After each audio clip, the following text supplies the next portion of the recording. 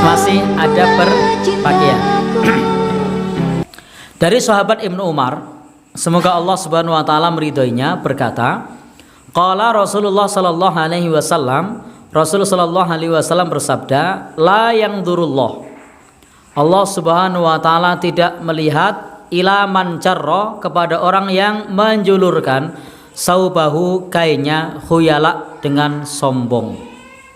Ini bab isbal. Isbal itu ada isbal izar, ada isbal lengan baju, ada ujung surban.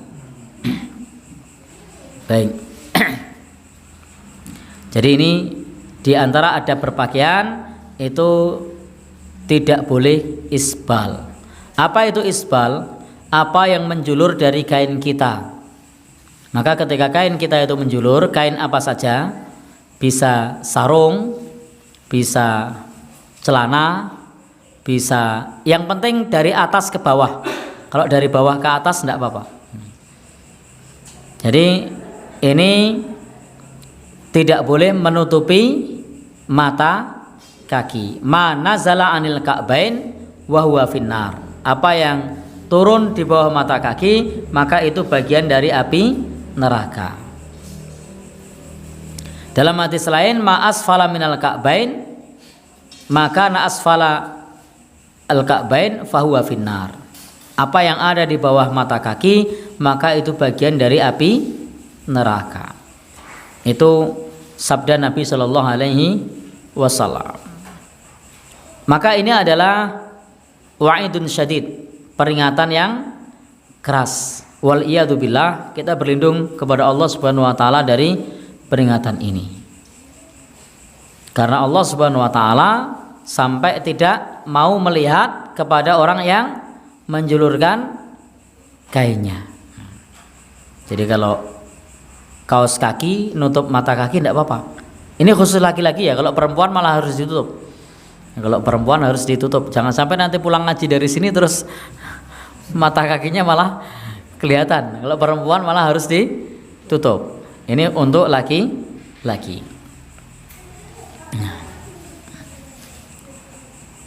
Maka batasannya di sini adalah mata kaki. Maka apa yang berada di bawah mata kaki, fahuwa isbalun, maka itu adalah isbal dan hukumnya diharamkan. Yang menyatakan haram penulis kitab ini. Bahkan penulis kitab ini mengatakan dari judulnya sudah nampak bahwasanya pendapat dari penulis kitab ini hukumnya adalah haram. Jadi hukumnya haram menjulurkan kain di bawah mata kaki. Maka pakaian syar'i itu hendaknya di atas mata kaki atau bahkan setengah betis. Walaupun kalau saya memilih tak pres, di pres itu apa ya? Paskan di atas mata kaki.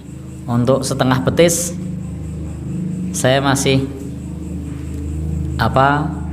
mempertimbangkan, bukan gengsi, mempertimbangkan agar tidak menjadi syuhroh, tidak menjadi mencolok dan jadi bahan omongan. Jadi agar tidak mencolok, tidak jadi bahan omongan.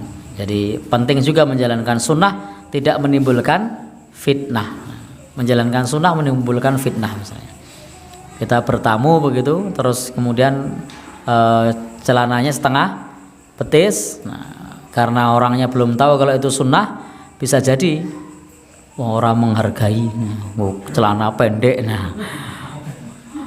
Jadi maka di sini penting kita menjalankan sunnah tapi tidak menimbulkan fitnah. Dan kalau sekiranya aman dari fitnah, maka silahkan setengah betis. Qadarullah, kalau saya biasa bergaul dengan masyarakat awam, lingkungan saya juga awam, interaksinya juga orang awam. Kalau interaksinya dengan jamaah pengajian semua itu tidak masalah. Kan tidak semua orang sudah ngaji.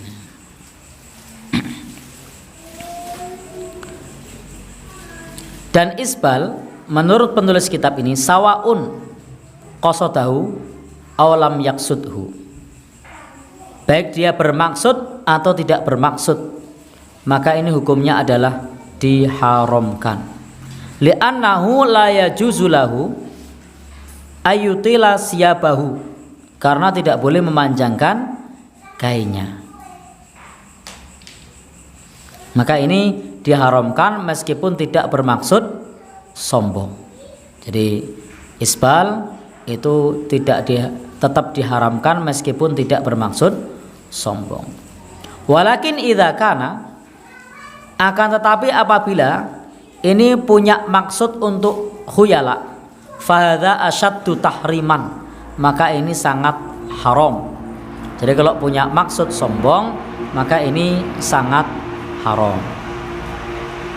Tetapi kalau tidak punya maksud sombong, maka itu hukumnya adalah haram mutlak.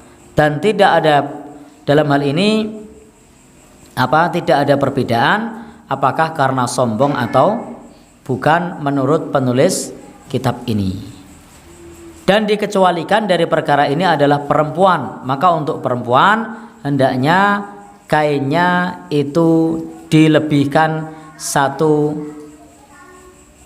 dhira' atau 1 hasta, agar auratnya tidak terlihat, atau pakai kaos kaki sehingga bagi kaum perempuan supaya telapak kakinya tidak nampak, karena seluruh tubuh perempuan kecuali wajah dan telapak tangan itu adalah aurat. Sehingga jangan sampai kemudian kalau perempuan malah diangkat di atas mata kaki. Nah, para ulama ketika membahas bab isbal atau bab menjulurkan kain, ini memang bagian yang diperselisihkan di kalangan para ulama. Contohnya misalnya kalau kita membaca apa yang disampaikan oleh Imam Nawawi, beliau mengatakan, kata Imam Nawawi, bahwa isbal itu kalau bukan karena sombong hukumnya makruh. Tapi kalau karena sombong hukumnya haram. Jadi Imam Nawawi menyebutkan hukum menjulurkan kain di bawah mata kaki kalau tidak karena sombong hukumnya makruh. Tapi jika karena sombong hukumnya haram. Baik Bapak Ibu yang berbahagia yang dirahmati oleh Allah Subhanahu wa taala. Sementara penulis kitab ini itu lebih berpendapat kepada hukum haram secara mutlak, baik karena sombong ataupun tidak, maka hukumnya tetap haram.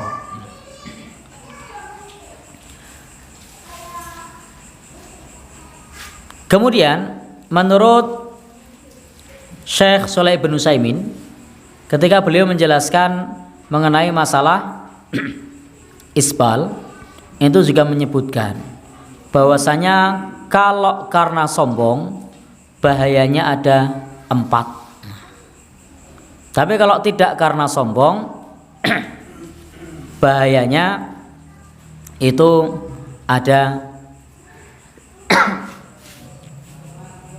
2. Jadi karena sombong dan bukan itu hanya beda dari sisi bahayanya. Lebih banyak bahayanya yang karena sombong, tidak dilihat oleh Allah, tidak diajak bicara, kemudian tidak disucikan, dan baginya siksa yang pedih. Baginya siksa yang pedih. Sementara kalau tidak karena sombong, maka tidak dilihat oleh Allah dan bagian dari api neraka. Sehingga bahayanya ada dua kalau tidak karena sombong. Tapi kalau karena sombong bahayanya ada empat. Saya tidak tahu kalau teman-teman di sini ini pakai mazhab yang mana, karena saya lihat yang hadir di sini beragam cara pakai izarnya.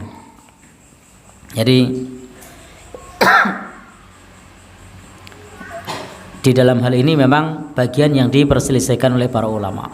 Tetapi ikhtiyat, berhati-hati tentu lebih aman. Termasuk juga ketika panjang, maka memungkinkan kalau sholat nanti akan digulung. Dan menggulung pada saat sholat, menggulung rambut, menggulung baju, menggulung kain, itu hukumnya makruh. Jadi makruh menggulung kain. Jadi kainnya digulung apa namanya? Linting apa dilipat? Nah, dilipat apa dilinting itu makruh. Maka saya biasanya kalau ngadekke meskipun baju itu dipres. Cuma kenapa kok dipres? Ya, supaya tidak ngelinting. Atau kalau tidak dipres dikasih kancing. Nah, seperti beliau itu loh. Seperti ustadz kita ini. Ya. Dan Bapak Ibu, alhamdulillah yang hadir di sini juga banyak ustadz, termasuk ustadz kita ini jam terbangnya sudah alhamdulillah untuk kajian subuh, kultum subuh sudah full. Nggak tahu yang lain selain beliau yang sudah full siapa? Oh, Pak Berkas sudah full juga? Oh, belum. Baik, kita lanjutkan. Jadi intinya terkait mengenai masalah isbal, penulis kitab ini cenderung hukumnya adalah haram. Nah, maka kalau kemudian ternyata dilipat, maka dilipat ini dalam hadis Nabi ketika kita sedang sholat kemudian ngelipat kain, maka termasuk perkara yang dimakruhkan. Sehingga ini kalau dalam bahasa kita buah si malakama, dilipat makruh, diturunin ya. Kalau diturunin itu hukumnya antara dua. Kalau tidak makruh haram. Kalau dinaikin dilipat hukumnya makruh. Solusinya diapain? Solusinya diketok ya. Atau dilipat atas boleh. Nah, jadi kalau dilipat yang atas itu tidak termasuk isbal. Jadi lipatnya yang atas. Nah, seperti pakai sarung. Pakai sarung itu kalau kemudian dilipat atas tidak masalah. Tapi kalau jenengan pakai sarung yang dilipat bawah, nah itu selain susah ngelipetnya, itu juga makruh. Ngelipet piye nek bawah? Penita ini pakai peniti atau pakai apa itu? Wiru. Nah, ya makruh kalau ngelipetnya bawah. Tapi selama ngelipetnya atas tidak apa-apa. Punya celana sirwal kan koloran ya. Nah, sehingga karena kepanjangan belum sempat motong, gulung yang bagian atas. Nah, maka ini tidak makruh, tidak haram. Ada yang pernah gulung atas begitu? Oh iya, Mas Eko aja orang yang tinggi gitu menggulungnya atas loh. Ya. Baik, saya termasuk yang sering gulung atas, terutama kalau baru beli, belum sempat motong. Karena saya ini termasuk alhamdulillah Allah ciptakan saya ini minimalis. Harus dicukuri karena ya gimana? Ya, karena kalau beli kain tidak perlu panjang-panjang. Budgetnya juga bisa lebih murah. Ukurannya kecil. Sehingga kalau beli sirwal itu nyari kok kepanjangan semua ya. Akhirnya solusinya sementara pakai gulung atas. Nah, udah selesai. Baru kalau sudah ada kesempatan potong di bawah. Dan dipotong pun saya pribadi beberapa kali motong pas diukur pas, begitu sudah dipakai sudah 2-3 minggu turun. Ternyata karena mungkin kainnya kain yang ada campuran plastiknya, ketika disetrika molor. Nah, termasuk ini yang saya pakai. Ini kalau saya makainya agak ke bawah begitu, itu nutupi mata kaki. Maka makanya harus diangkat. Padahal waktu dipotong itu sudah pas. Tapi kok setelah dipakai sebulan, 2 bulan, 3 bulan loh kok perasaan dari tambah dowo. Ya. Jadi bukan budak cilik tapi memang kainnya mengalami melar. Baik. Nah, jadi ini kalau terkait mengenai masalah menggunakan kain izar, maka sesuai dengan hadis-hadis yang umum dari Nabi Shallallahu Alaihi Wasallam, maka hendaknya kita berusaha untuk memegang sunnah Nabi Shallallahu Alaihi Wasallam. Meskipun untuk awal itu rasanya isin, rasanya berat. Waduh, isin aku.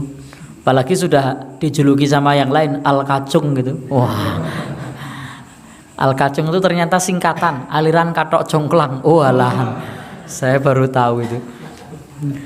Jadi julukannya al-kacung.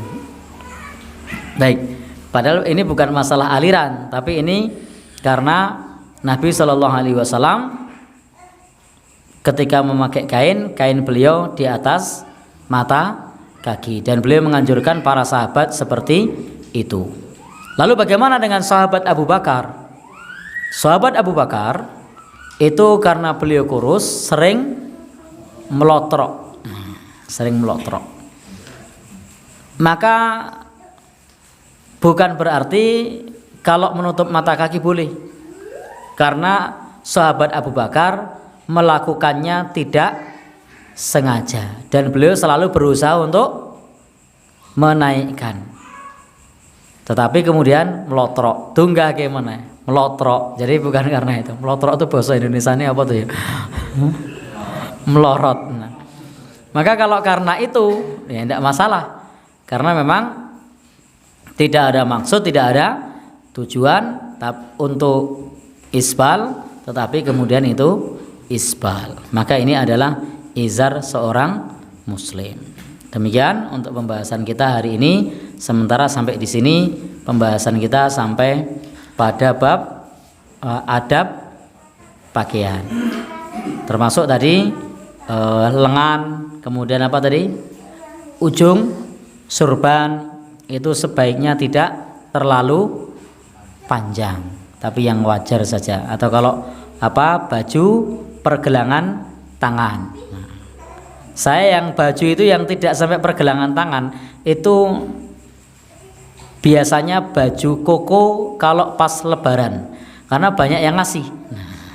Itu ya, sehingga kalau mau pakai harus motongke. Dan motongke kadang ada kepalanya itu, kalau disambung kepalanya itu ternyata jadi beda. Karena ada kepalanya, kan kepalanya potong dulu, potong sini ya jadinya jelikidet. Baik. Kalau yang tidak ada kepalanya lebih enak motongnya, langsung jadi.